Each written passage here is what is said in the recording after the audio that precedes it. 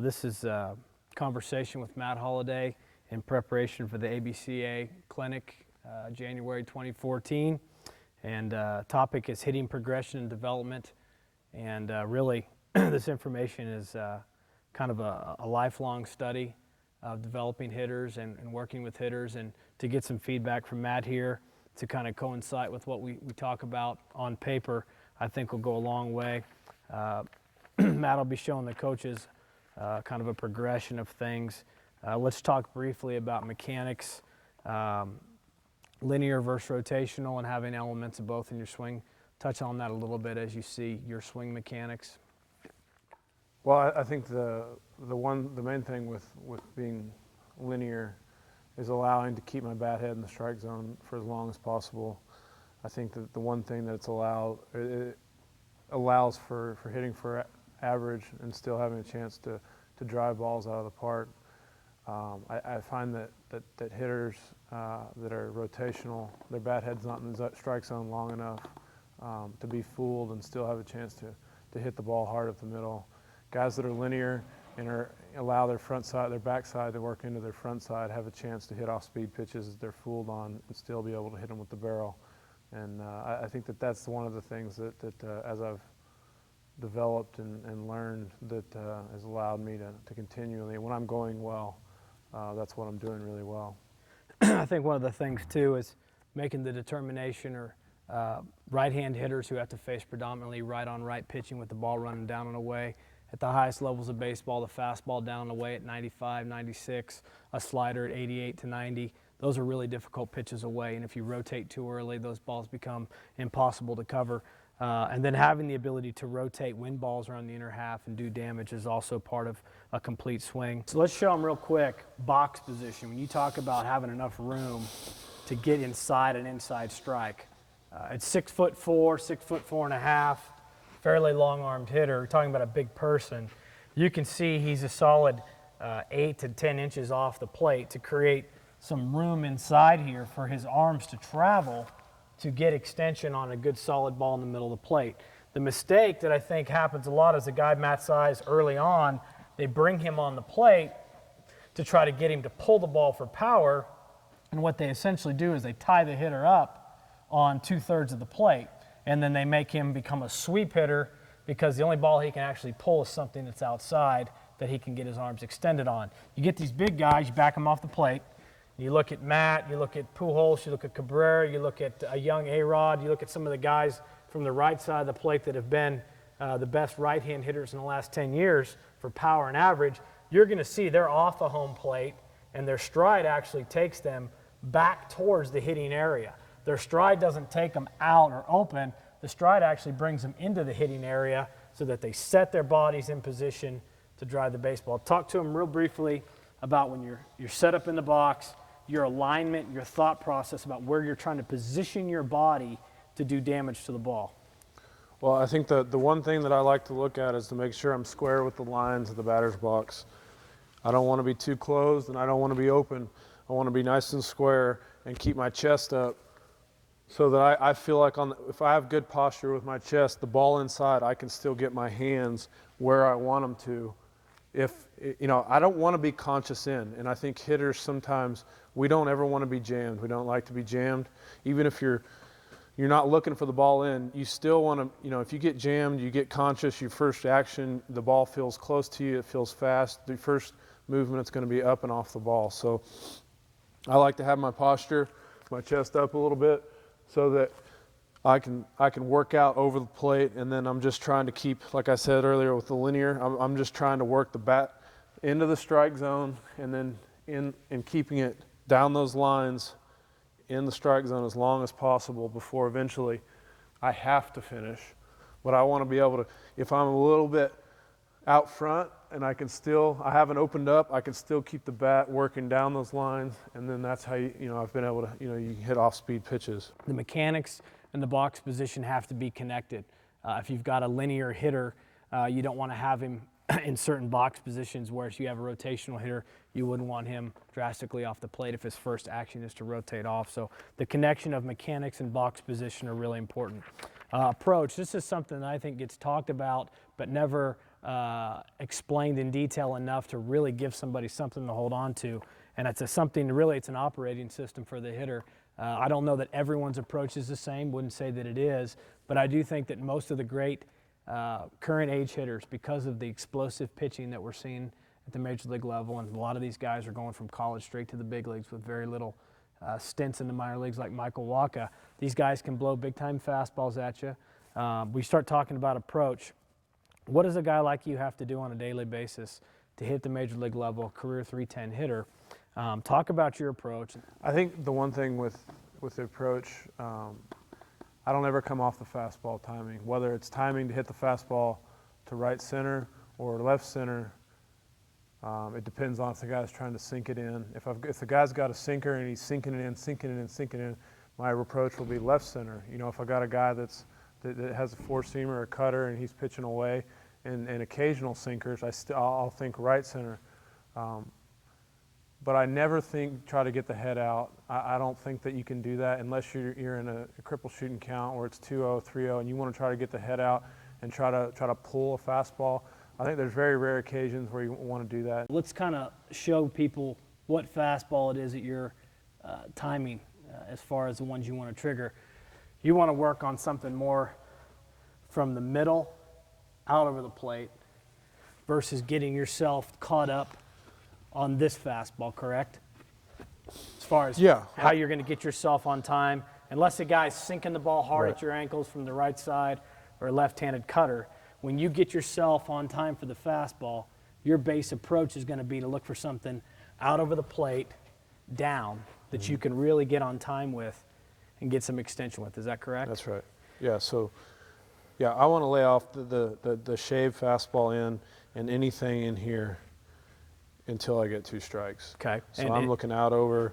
And in being on time with this pitch out here, you're also putting yourself on time with, say, a high breaking ball or a zone breaking ball that gets left on the inner to middle half of the plate, correct? And even a changeup that comes in here, I'll catch it out front. So you put yourself on time to hit as many as 5 fastballs wide, and any type of breaking ball or changeup mistake that's left up over the plate, you can take those pitches and be on time with them, correct? Right. When you have to look in on a guy because he's got plus sink or he's crushing that cutter in on your hands, if he forces you to open your strike zone up to here, the advantage he has now is you might be able to get him there, but you find yourself very vulnerable, susceptible to anything on the outer half of the plate or anything that's off speed running away, correct? Right. So the guys that can speed you up hard on your hands and force your hips to open early and then back that up with something off speed away have a chance to be much more difficult to cover than a guy where you can take away the outer half from him and he can't get inside repeatedly. And really, I don't come in here unless it's like a 90% probability in my mind. Right. You know, I'm not going on guys that are 50-50. The guys that occasionally pitch in here. These aren't times that I look in here on occasional guys.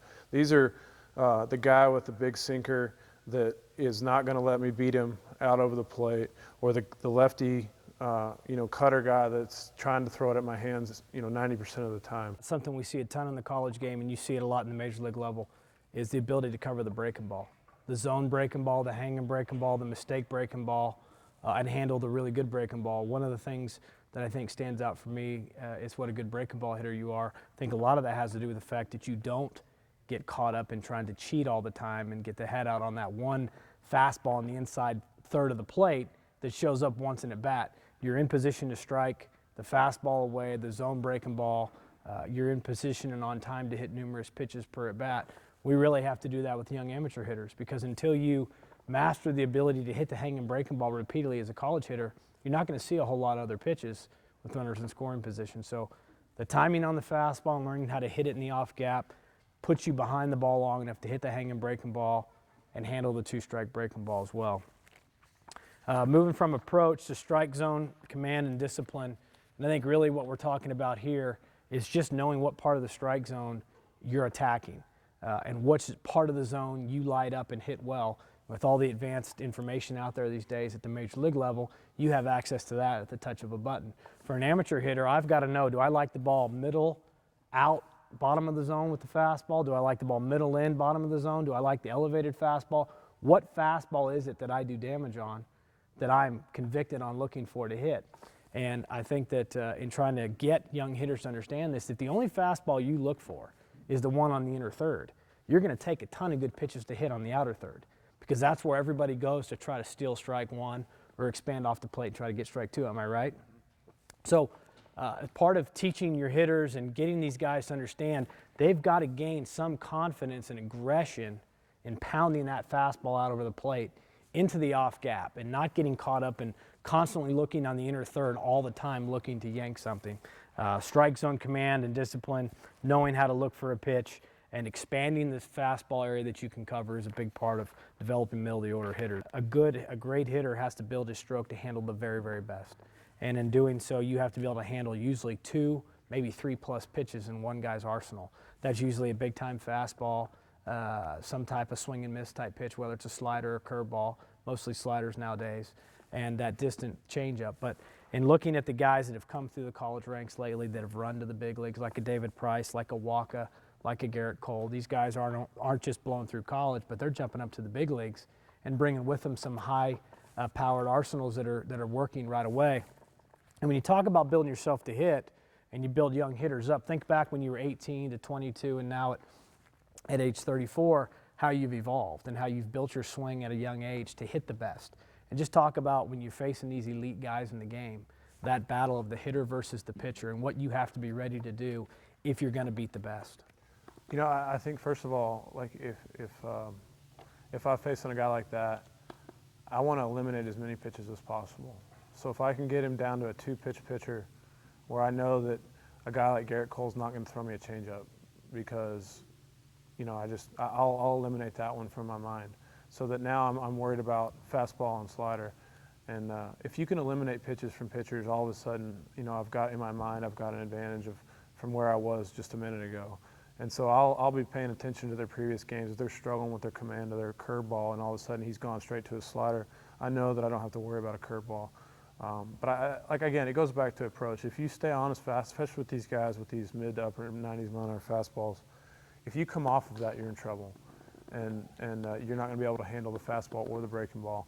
So, you know, I think staying with your approach and having a pattern of, I'm going to look out over the plate, and if he hangs a breaking ball, I'll hit it in the left center. If he throws me that fastball, I'll hit it into right center. And a lot of times I'll look down. Like they want to throw it down, I want it down. And so I'll move that whole thing to just a down strike. I'm looking for a down strike in the middle of the plate, and a, you know, mistake in the middle. And you know, that's where they're aiming, and that's where I'm looking. And so I think that's what helps me hit, especially good sinker ball guys. I've had a lot of success off of, because I like it down, and if I get inside it, it's a good pitch for me. Next slide here is culture, and in working with hitters, the positive energy that has to exist in the cage and in the dugout on a daily basis.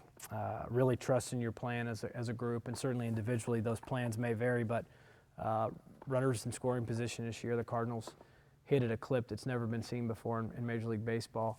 And the consistency throughout the lineup of guys hitting with 2 strikes, hitting with 2 outs, knocking in runners with 2 outs. How do you explain what goes on with your team and what you saw in terms of that culture and the ability to run 6, 7, 8 guys a night out there in that lineup that started to buy in and really grow from that? What do you think stood out for you with that team this year? I think honestly it was a combination of a bunch of guys that have similar approaches. We have a lot of guys that are middle of the field hitters that don't strike out a lot, that aren't you know, pulling the balls, not necessarily, other than Carlos, who I think is primarily, you know, for the most part, a pull hitter. The most of our guys were middle of the field type guys. They're guys that aren't afraid to hit a ground ball up the middle for an RBI single. They're not looking to hit the 3-run homer. You know, they're looking to advance to the next guy and play team-oriented baseball. And even if it's a guy on second and hitting a grounder to second to get him over, a lot of times that turns into a line drive in the hole between first and second, or a hard grounder up the middle. I just think that guys were very unselfish with their at-bats, not trying to do too much, not trying to hit the big home run, but get it to the next guy. Find a way to get on base. If it's taking a walk and getting to the next guy, and I think we didn't swing outside of our strike zones, and I think that was something that everybody watched. As guys started to do it more, it became sort of it just contagious. I think guys started seeing the success that guys have doing that. Yachty really sticks out as a guy that he swings early in the count, but he's not swinging early in the count trying to hit home runs. He's swinging early in the count trying to hit a line drive up the middle, or a hard ground ball up the middle. And I think that was our strength of our offense, was a bunch of guys with an approach of, I'm going to do whatever's best for the team here. If that's hitting a hard grounder to second or trying to line a ball up the middle, that's what we needed. And it was fun to watch. If you had any advice for a young hitter or a coach that's working with young hitters, what one or two things would you tell them that are really foundations that you believe in for young hitters? I'd say the most important thing is keeping the bat head in the strike zone as long as possible. It allows you to cover the most pitches. It allows you to hit change-ups. I never worry about a change-up from a pitcher if I'm going good. I'm never worried about that, because for me, that it's a pitch that I'm going to catch out front, and I have a really good. That's probably the chance I have best of hitting a pull-side home run, is even a righty changeup or a lefty changeup that it comes towards me a little bit towards the middle of the plate. So if you can keep the bat head in the strike zone a long time and not rotate your body out of the strike zone and limit your plate coverage, you've got a great chance of covering different pitches and still being able to hit the fastball. I think that's, and keeping a posture so that you're not conscious of the ball and being able to just work down those lines of right back through the middle and keep the bat head working flat and through the middle of the field. So that was really, I think, what changed my career and really allowed me to play as long as I have, is being able to cover pitches by keeping the bat head in the strike zone. When you watch a young hitter, or you see someone in one of these cages or at places you've been, when you see an 18 to 22 or 23-year-old hitter and one really stands out to you, what is it that you see that makes you say, whoa, wait a minute, that guy knows what he's doing? I think kids that can work the barrel inside the ball and stay square with their hips, and kids that can just really work with the barrel to where they're not casting the bat. If a kid or a player can hit the ball with the barrel inside it and keeping the barrel in the strike zone, he's got a good path, a good clean path. He's got a chance. We're talking about what it is to hit. I want you to talk briefly what it means when someone coaches you, because a lot of this information is being presented to our coaches because we're all trying to learn from each other and get better. And we all learn best from the people that we work with providing us feedback as to what helped them the most. So help us as coaches understand what helps players the most. What can we do as coaches for our kids and our players on a daily basis that makes a great impact on them, above everyone thinking they have all the answers. Okay, obviously, the mechanical analysis. I mean, talk about what really makes a difference when it comes to being coached and guys that have been able to help you out throughout your career. I think the one thing is establishing sort of a relationship that the hitter or the player knows that it's not about the coach, that the coach is really just trying to help further the kid's career or the player's career, not for his own personal gain, but because he honestly cares about the kid and wants him to be able to get better and have a chance to achieve the kid's goals or the player's goals. I think that players gravitate towards coaches that are in it for the right reasons. And not that coaches shouldn't be ambitious and want to help and further their career, but I think that comes with being sincerely and genuinely caring about the players and wanting them to get better for the kid, really for the kids, for the players. I've noticed, certain coaches that it's a job, and then certain coaches it's a passion and it's something that they love doing and sitting and talking it. You'll see a lot of different stances, and you'll see a lot individual styles in the major leagues, and I think that's good. But I also think that there are certain absolutes that have to be taught that are non-negotiable if you want to be a good hitter. So I think giving kids freedom to be who they are, but at the same time, there are some certain things that you can't get away with as you go up the levels. So again, I think that a positive attitude and kids thrive. Obviously, from time to time, every player needs some kick in the butt, but I think a positive coach that is genuinely caring about the players are the most effective.